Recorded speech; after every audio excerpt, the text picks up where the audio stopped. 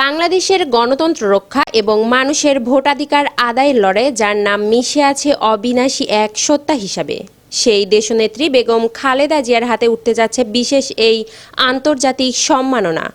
প্রতিকূল পরিস্থিতি আর অসুস্থতাকে জয় করে তার এই অদম্য পথচলাই তাকে বিশ্বমঞ্চে অনন্য উচ্চতায় নিয়ে গিয়েছে। কেন এই সম্মাননা? গণতন্ত্রের বাতিঘর।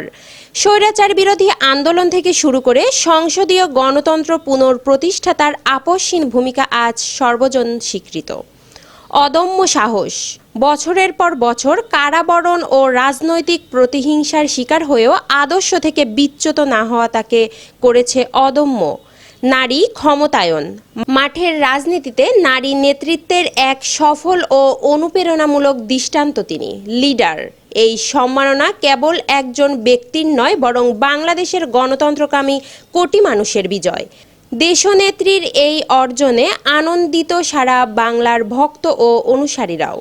বেগম খালেদা জিয়ার এই অর্জন নিয়ে আপনার অনুভূতি কি? মাদার অব ডেমোক্রেসির এই স্বীকৃতি ছড়িয়ে দিতে পোস্টটি শেয়ার করুন। মিরাতুজ্জাহান মিলি, ডেস্ক রিপোর্ট, নবরূপ টিভি।